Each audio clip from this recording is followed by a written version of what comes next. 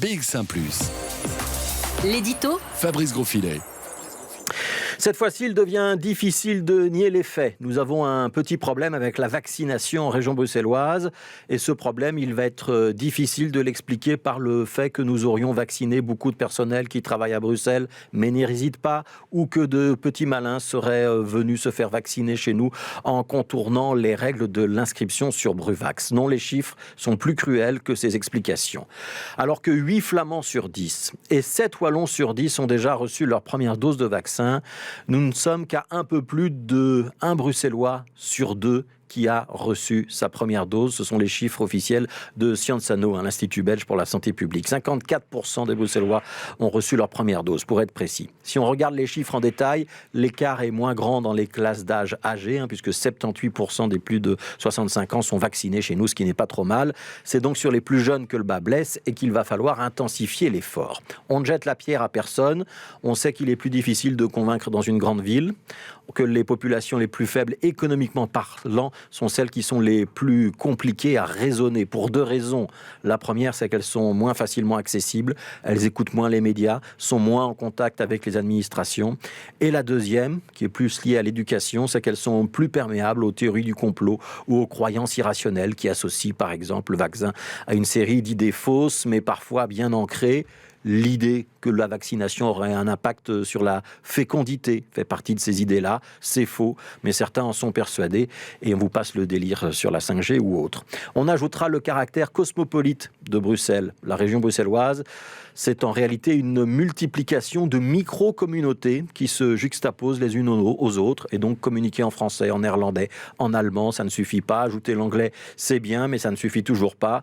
Il faut brasser plus de langues, brasser plus de milieux aussi, avoir des ambassadeurs qui peuvent arpenter les clubs de boxe comme les clubs de bridge, les marchés, les églises, les supérettes bio ou la place du jeu de balle, les cercles étudiants ou le cercle gaulois, et ceux qui font la file à la terrasse de l'hippodrome comme ceux qui font la file au petit château.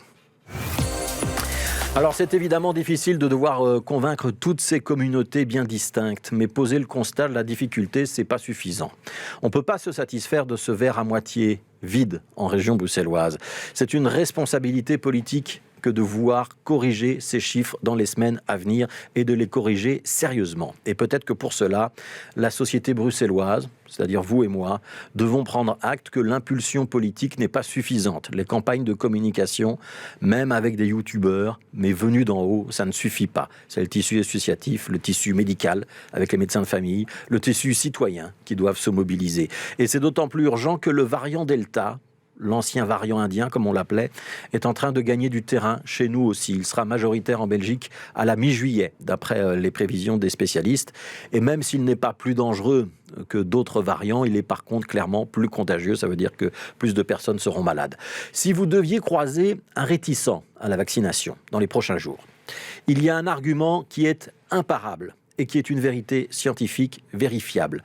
La protection réelle qu'offre le vaccin, y compris à ce variant Delta, à condition d'avoir bien pris les 2 doses. Aujourd'hui, dans nos hôpitaux, les malades, ce sont ceux qui ne se sont pas fait vacciner ou dont la vaccination est incomplète. Parce que ceux qui ont eu 2 doses de vaccin, ils ne représentent plus que 1 ou 2% des personnes hospitalisées. 1 ou 2%. C'est la preuve absolue, vérifiable, tangible, indiscutable, que cette vaccination, elle sert bien à quelque chose.